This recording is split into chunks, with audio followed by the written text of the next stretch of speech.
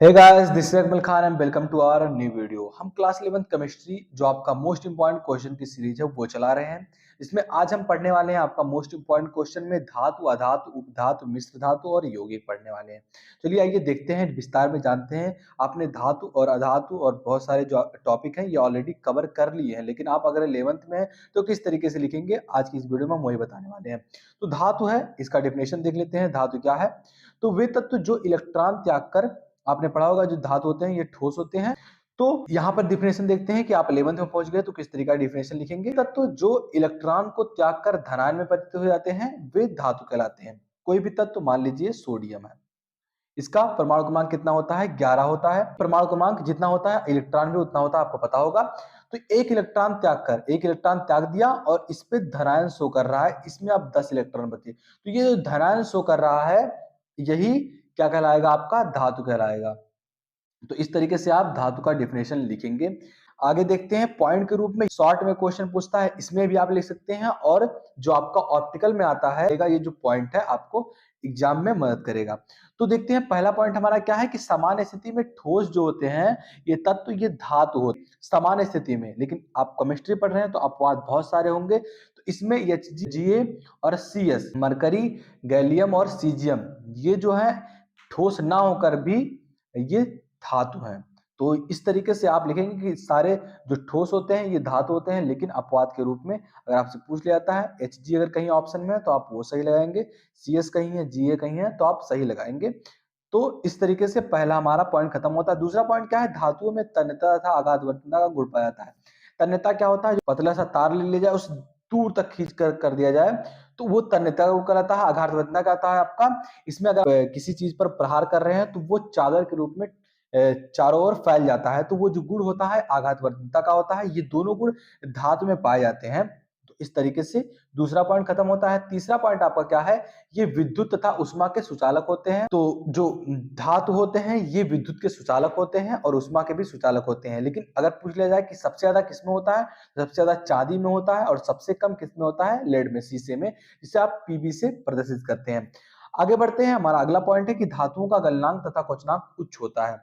गलनांक जो होता है और क्वथनांक ये दोनों उच्च होते हैं। गलनांक मतलब जो गलते हैं, जिस पॉइंट पर मेल्ट होते हैं वो बहुत उच्च होता है, और क्वथनांक मतलब जो गर्म करने की स्थिति होती है ये बहुत ज्यादा आप गर्म करेंगे टेम्परेचर तभी ये द्रव में परिवर्तित होंगे।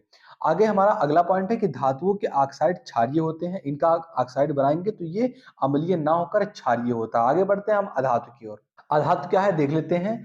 तो वे तत्व जिनके परमाणुओं में इलेक्ट्रॉन ग्रहण करके ऋणायन बनाने की प्रवृत्ति होती है वो अधातु कहलाते हैं। तो आइए कुछ पॉइंट की ओर बढ़ते हैं। इसमें हमारा पहला पॉइंट है, कह रहा है कि इनमें चमक नहीं होती। जो दो अधातु होते हैं इनमें चमक नहीं होती, ये भंगुर होते हैं और ये विद्युत के कुचालक होते हैं, ग्रेफाइट को छोड़कर। ग्रेफाइट आपका क्या है? अधातु है, लेकिन ये विद्युत का बहुत अच्छा सुचालक है। तो इसे छोड़कर ये अपवाद है आपका। इनके ऑक्साइड अम्लीय होते हैं या उदासीन होते हैं। तो आपने धातु और अधातु पढ़ लिया। तो इसमें जो आपका इंपॉर्टेंट इसमें पूछा जाता है कि धातु के जो ऑक्साइड होते हैं ये क्षारीय होते हैं और धातु के ऑक्साइड क्या होते हैं? आपका अम्लीय और उदासीन दोनों होते हैं। तो इस तरीके से अधातु खत्म होता है। आइए आगे बढ़ते हैं, उपधातु, जिसे आप एक और शब्द से जानते हैं अर्धधातु। तो ये क्या होते हैं आइए जानते हैं। तो कुछ तत्वों के गुण धातु और अधातुओं के मध्य होते हैं। कहने का तात्पर्य यह है कि जिनमें धातु और धातु दोनों के गुण पाए जाते हैं ऐसे तत्वों को उपधातु कहते हैं। तो इस तरीके से यहाँ कुछ एग्जाम्पल दिए गए हैं, आप देख लीजिएगा। ये आपका इंपॉर्टेंट नहीं है उपधातु उतना एज कंपेयर टू धातु और अधातु। आगे मिश्र धातु भी आपका बहुत इंपॉर्टेंट है, ये पूछा जाता है।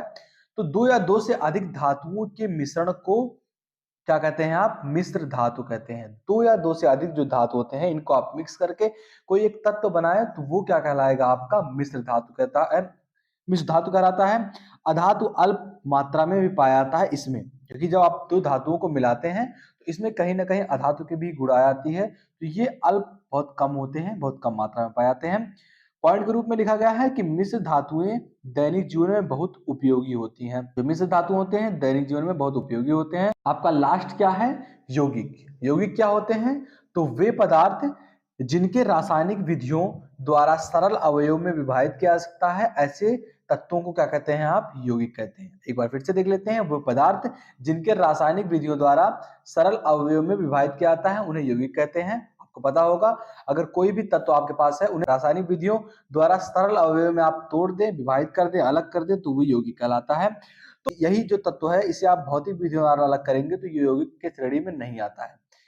पॉइंट के रूप में लिखा गया है, 2 या 2 से अधिक निश्चित अनुपात में संयोग करने से यौगिक बनते हैं। ये भी आप डेफिनेशन लिख सकते हैं। तो ये यौगिक का छोटा सा डेफिनेशन था। और जो यौगिक होते हैं, ये कार्बनिक तथा अकार्बनिक दोनों प्रकार के होते हैं। तो यहाँ हमारा खत्म होता है दोस्तों इंपॉर्टेंट क्वेश्चन। अब इसके आगे हम और भी जो आप टॉपिक सजेस्ट करेंगे, उस टॉपिक पर वीडियो आएगा। तो मिलते हैं आपसे वीडियो में, तब तक के लिए जय हिंद, जय भारत।